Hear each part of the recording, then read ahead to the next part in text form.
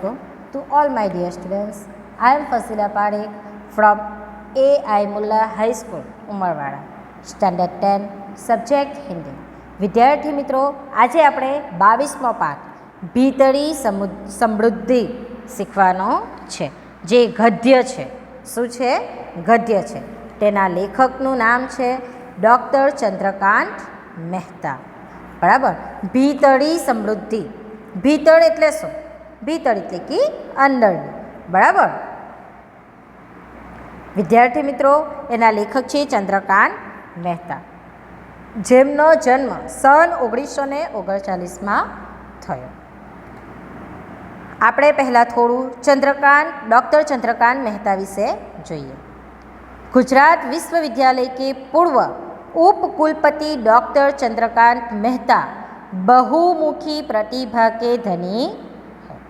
Doctor Mehta की मातृभाषा गुजराती है, किंतु संस्कृत, प्राकृत एवं हिंदी पर भी उनका समान अधिकार है. लगभग 50 वर्षों से हिंदी एवं गुजराती लेखन के प्रति समर्पित डॉक्टर मेहता की गुजराती एवं हिंदी में कई रचनाएं प्रकाशित है. जो आपड़ा लेखक डॉक्टर चंद्रकांत मेहता, जो गुजरात विश्वविद्यालयना पूर्व उपकुलपति तरीके बहुमुखी प्रतिभाना ओळखाता हता. बराबर. डॉक्टर मेहताए मातृभाषा गुजराती है, छतां पर तेमणे संस्कृत તેમજ હિન્દી પર પોતાને સમાન અધિકાર છે. તેમને પણ લગભગ 50 વર્ષોથી હિન્દી તેમજ ગુજરાતી લેખનમાં તેમણે પોતાનું જીવન સમર્પિત કર્યું છે. ડૉક્ટર મહેતાએ ગુજરાતી તેમજ હિન્દીમાં ઘણી રચનાઓ પ્રકાશિત કરી છે. साथ साथ चल रही किरण निबंध संग्रह पर भारत सरकार ने उन्हें नेशनल अवार्ड से सम्मानित किया है. जो आपड़ा लेखक डॉक्टर चंद्रकांत मेहता ने साथ साथ चल रही किरण आ एक निबंध संग्रह है, जेना ऊपर आपड़ा लेखक डॉक्टर चंद्रकांत मेहता ने भारत सरकार द्वारा नेशनल अवॉर्ड थी सम्मानित करवामां आव्या हता. एवं उत्तर प्रदेश हिंदी संस्था लखनऊ ने गुजराती हिंदी के सेतु रूप सेवाओं के लिए सौहार्द सम्मान दिया है. તેમજ ઉત્તર પ્રદેશમાં તેમણે કોઈ હિન્દી સંસ્થા દ્વારા ગુજરાતી હિન્દીની અંદર સેવાઓ આપવા બદલ તેમને સૌહાર્દ सम्मान આપવામાં આવ્યો હતો. अन्य कृतियों में दिया जलाना, कब मना है, दिशांतर जरा ठहर जाओ, अन्वेषक और अन्य तेमना मुख्य लेखन कार्य है. प्रस्तुत निबंध में चाहे जितना धन कमाओ, चाहे ऊंचे महल बनाओ, ऐसो आराम की जिंदगी में भौतिक सुख को अवश्य मिलता है. सोने चांदी के गहनों आभूषणों से लड़ जाओ, पर जब तक भीतरी शांति नहीं मिलती तब तक जीवन व्यर्थ है. सुख पैसे रुपयों से नहीं मिलता. जीवन का सुख उदारता और त्याग में समाया है. जीवन जीने के लिए धन आवश्यक है. धन से ऐशो आराम से जीवन जिया जा सकता है और मनचाही चीज़ें अर्जित की जा सकती है. इसे भौतिक सुख कहा जाता है. कौन सा सुख कहा जाता है? भौतिक सुख कहा जाता है. भौतिक सुख की गणना मनुष्य के बाह्य सुखों में की जाती है.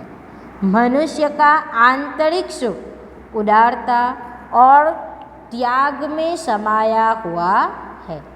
जब तक किसी व्यक्ति को आंतरिक सुख शांति नहीं मिलती तब तक उसका जीवन सार्थक नहीं होता. प्रस्तुत निबंध में यही बात बताई गई है. विद्यार्थी मित्रों, जीववा माटे आपने पैसा जरूरी है कि नहीं? ऐशો आराम કરવા માટે આપણને પૈસા જરૂરી છે. જીવન જીવવા માટે પૈસા જરૂરી છે. પૈસાથી આપણે મનચાહી વસ્તુ ખરીદી શકતા છે. પૈસાથી આપણે ભૌતિક સુખ મેળવી શકીએ છીએ. પરંતુ શું પૈસા આપણને આંતરિક સુખ આપી શકે છે? અંદરનું સુખ આપી શકે છે? નથી આપી શકતો. બરાબર ને?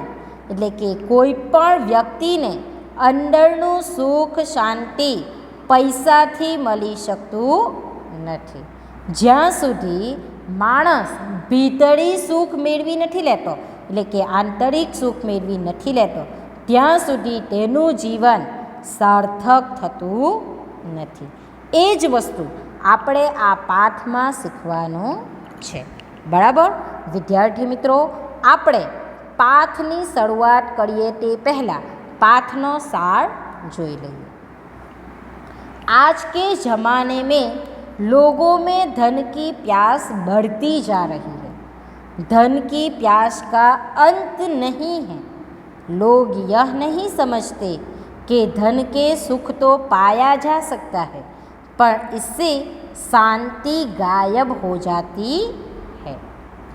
धन के मोह के प्रत्यक्ष उदाहरण पोम्पी नगर की खुदाई में मिले 2 नर कंकाल है।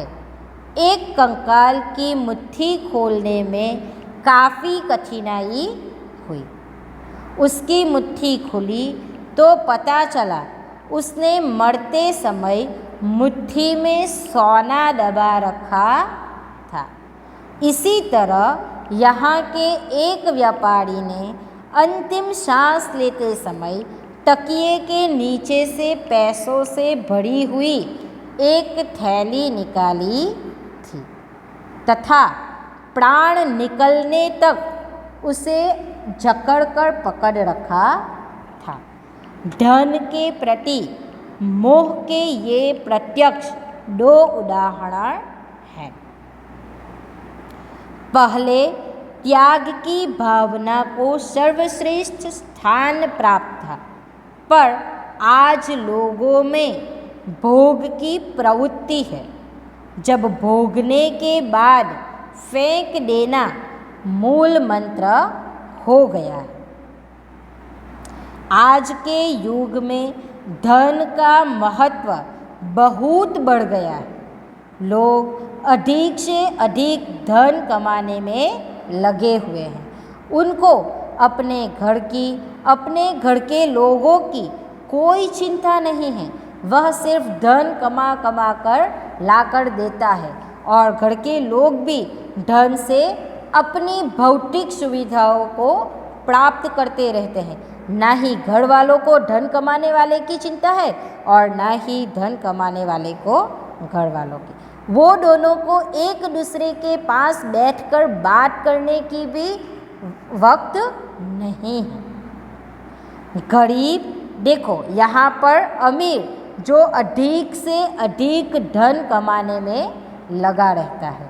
गरीब अपना पेट भरने के लिए और अमीर और अधिक अमीर बनने के लिए धन के पीछे भाग रहा है। मतलब कि अमीर हो या गरीब, सब धन के पीछे भाग रहे हैं। किस लिए? अमीर और अधिक अमीर बनने के लिए भाग रहा है और गरीब अपना पेट भरने के लिए धन के पीछे भाग रहा है।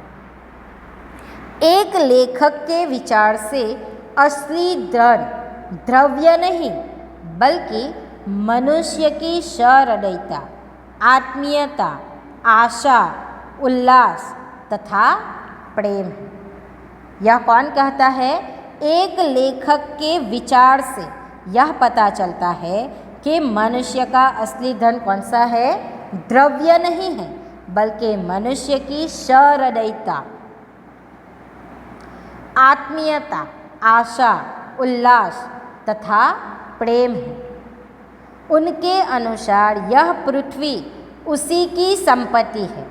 जो इसका उपयोग कर पाता है, संसार में जो भी चीज़ें हैं वे सब लोगों की है।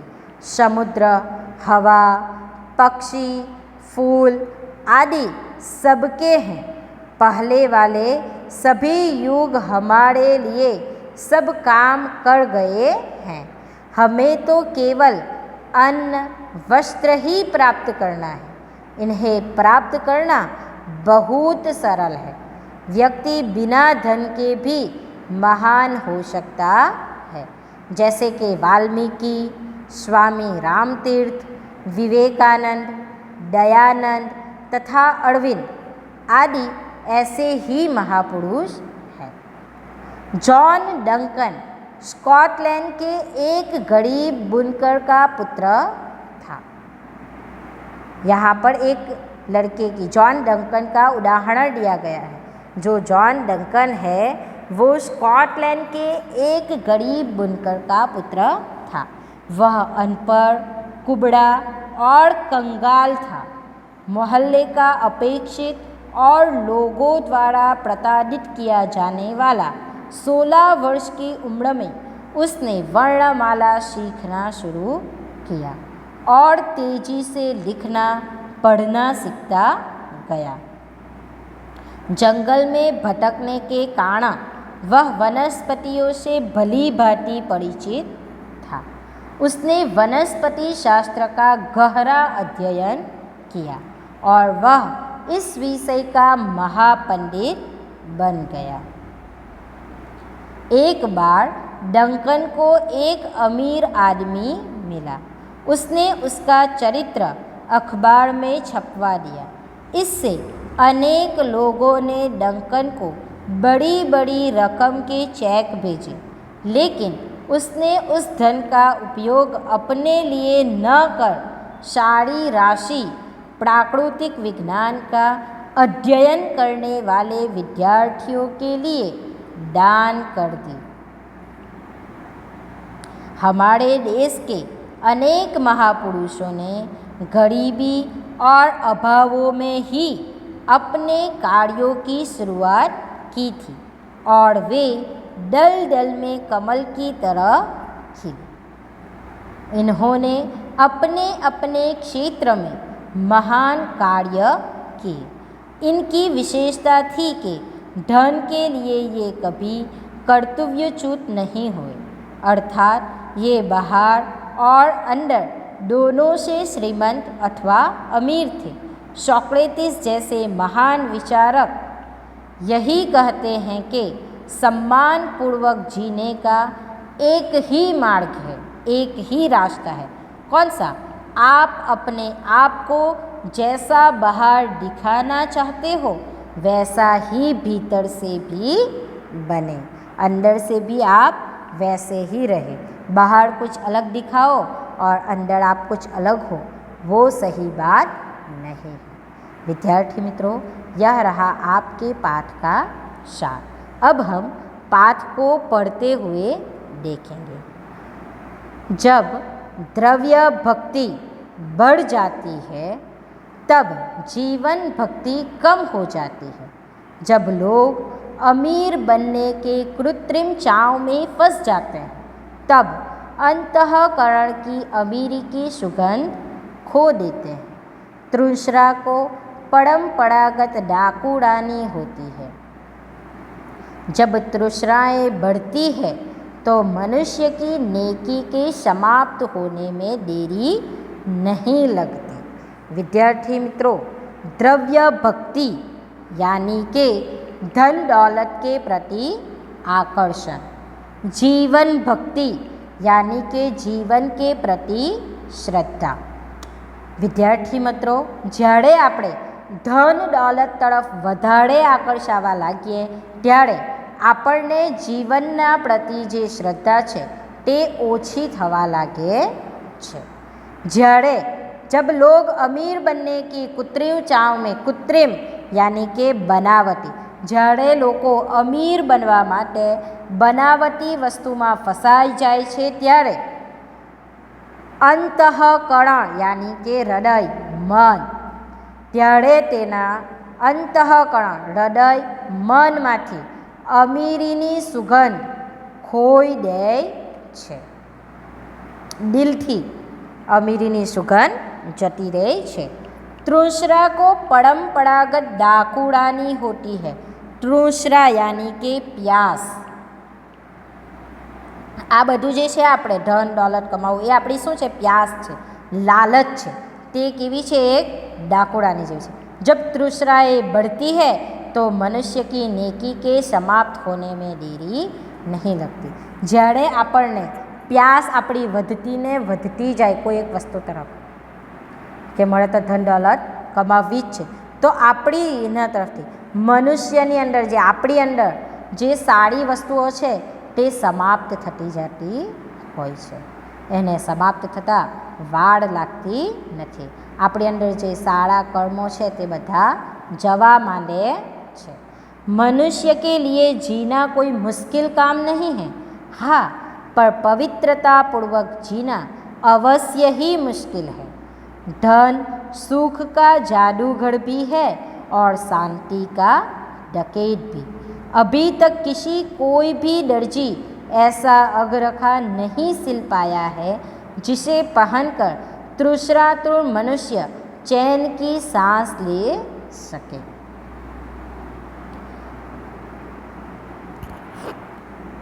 अगरखा यानी कि कोट की तरह का एक लंबा पहनावा।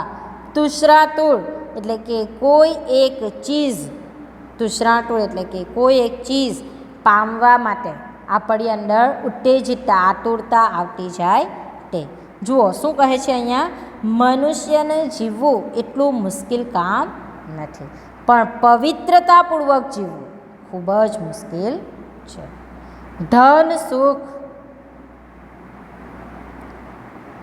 ધન અને સુખ એ જાદુગર પણ છે અને શાંતિનો ડકેટ પણ છે। એટલે કે આપણી શાંતિથી આપણે જે જીવન જીવી રહેલા હોય તેના ઉપરથી ડકેટી પણ મારે છે। હજુ સુધી કોઈ પણ દરજી એવું અંગરખું, એવું કોઈ કોટ સીવી નથી શક્યો, એવો કોઈ કોટ જે લાંબો પહેરી શકાય તેવો સીવી નથી શક્યો કે જેને પહેરીને આપણી જે ચીજ પામવાની આપણી જે આતુરતા છે તે આપણે રોકી શકીએ અને મનુષ્ય તેનાથી ચેનની સાંસ લઈ શકે એવો કોઈ કોટ હજુ સુધી કોઈ દરજીએ સીવ્યો નથી। कहा जाता है कि पोम्पी नगर के खंडहरों में खुदाई करते हुए एक नर कंकाल प्राप्त हुआ था। उसकी मुट्ठी खोलने में काफ़ी परेशानी हुई थी। मुट्ठी खुलने के बाद पता चला कि मृत व्यक्ति ने अपने हाथ में सोना पकड़ रखा था। જુઓ અહીંયા શું કહે છે? પોમ્પી નગરની અંદર એક ખંડહરોમાં ખોદતા શું મળે છે? એક નળ કંકાલ મળી આવે છે, એક માણસની બોડી મળી આવે છે। કંકાલ જેનું બધું એ થઈ ગયેલું ને, એક કંકાલ કી મુઠ્ઠી ખોલને પર બે કંકાલ મળે છે, એક તો એક માણસનો અને બીજું જુઓ एक इसी प्रकार इसी शहर के एक व्यापारी ने अंतिम सांस लेते समय तकिए के नीचे से पैसों से भरी हुई एक थैली बाहर निकाली थी तथा अपने प्राण त्यागने के समय तक उसे खूब मजबूती से अपने हाथ में पकड़ रखी थी। जो आ पेरेग्राफમાં તમને બે ઉદાહરણ આપેલા છે કે બે વ્યક્તિઓની બોડી મળે છે, તેમાંથી એક વ્યક્તિની જેનું કંકાલ મળેલું હોય છે તેની મુઠ્ઠી ખોલવાની ખૂબ જ પરેશાન કરી, ખૂબ જ અઘરી હતી, ખૂબ જ કઠિન હતી અને જ્યારે તે કંકાલની મુઠ્ઠી ખોલે છે એટલે કે મૃત વ્યક્તિની મુઠ્ઠી ખોલે છે તો તેમાંથી શું નીકળે છે? સોનું। તેણે પોતાની મુઠ્ઠીની અંદર સોનું દબાવી રાખેલું હતું, બરાબર। હવે તે વ્યક્તિ મળી ગયો છે, હવે એની મુઠ્ઠીમાંથી કોઈ પણ કાઢીને લઈ શકે છે? તે સોનું બીજા કોઈને કામ આવવાનું છે? બરાબર, એ પોતે તો કંઈ કામમાં આવી કરી જ નથી કરી શકવાનો ને, કારણ કે તેનું તો મૃત્યુ થઈ ગયું। તો જુઓ આ શું છે? એક પ્રકારની આપણી લાલચ છે। તો મળતા મળતા પણ પોતે એમ કે પોતાની મુઠ્ઠીના અંદર પકડી રાખ્યો સોનાને। તેવું જ બીજું ઉદાહરણ છે કે એક શહેરની અંદર એક વ્યાપારી પોતાના છેલ્લો શ્વાસ મળતી વખતે છેલ્લો શ્વાસ લેતો હોય ત્યારે પોતાના તકિયા નીચે પૈસાથી ભરેલી થેલી બહાર નીકાળીને પોતાના હાથની અંદર એકદમ મજબૂતીથી પકડી રાખે છે. ક્યાં સુધી? જ્યાં સુધી તેનો પ્રાણ જતો રહેતો નથી, ત્યાં સુધી તે થેલીને બરાબર મજબૂતીથી પકડી રાખે છે. શા માટે? મારા છે પૈસા, બીજા કોઈની પાસે ન જવા જોઈએ. પણ તારા મૃત્યુ પછી શું? એ પૈસા તારા રહેવાના છે? નથી રહેવાના. બરાબર ને? આગળ, हमारे यहाँ पहले डाल डाल पर सोने की चिड़िया रहती है. आज अमीरों की पारिवारिक समस्याओं को दर्शाते हुए धारावाहिकों की मानव चिड़िया गहनों में लड़ी फड़ी रहती है. घर के भीतर गहनों से सजी संवरी और खूब महंगी महंगी शादियों में रौब से घूमती अभिमानी स्त्रियाँ संस्कारिता की धज्जियाँ उड़ाती हुई बेहुदे षड्यंत्रों में संलग्न रहती है. इनमें भारतीयता का तिल मात्र भी दर्शन होता है क्या? पहले त्याग द्वारा आनंद की प्राप्ति होती थी, पर अब भोगने के बाद फेंक देना मूल मंत्र हो गया है. જુઓ અહીંયા શું કહેવામાં આવે છે કે પહેલાં માણસની અંદર ત્યાગની ભાવના હતી. ત્યાગની ભાવના કરીને તે બધું જ પ્રાપ્ત કરી શકતો હતો. અને આજે શું છે? લોકોની અંદર કેવી ભાવના છે? ભોગવવાની પ્રવૃત્તિ ઊભી થઈ ગઈ છે. બરાબર ને? અહીંયા ઉદાહરણ આપ્યું છે કે भीतरी गहनों से सजी संवरी और खूब महंगी महंगी साड़ियों में रौब से घूमती अभिमानी स्त्रियाँ संस्कारिता की धज्जियाँ उड़ाती हुई बेहुदे षड्यंत्रों में संलग्न रहती है. બરાબર છે આ વસ્તુ કે સ્ત્રીઓ સાડા એમ કે કપડાં ને મહેંગી મહેંગી સાડીઓ ગહેના બધું પહેરીને પોતાના જે સંસ્કારો છે તેની ધજિયા ઉડાવી રહેલી છે. બરાબર? પરંતુ તેની અંદર ભારતીયતાનો જરા પણ અંશ જોવા મળતો નથી. પહેલાં ત્યાગ કરીને આનંદ પ્રાપ્ત કરતા હતા, ત્યારે હવે એવી કોઈ પ્રવૃત્તિ જોવા મળતી નથી. હવે ભોગને કે બાદ ફેંક દેના, એટલે કે ભોગવીને વસ્તુને ફેંકી દેવું, એવો મૂળ મંત્ર બની ગયો છે. બરાબર? વિદ્યાર્થી મિત્રો, આપણે અહીંયા આપણો વિડીયો પૂર્ણ કરીએ છીએ. આગળનો આપણે આવતા વિડીયોમાં જોઈશું. Thank you.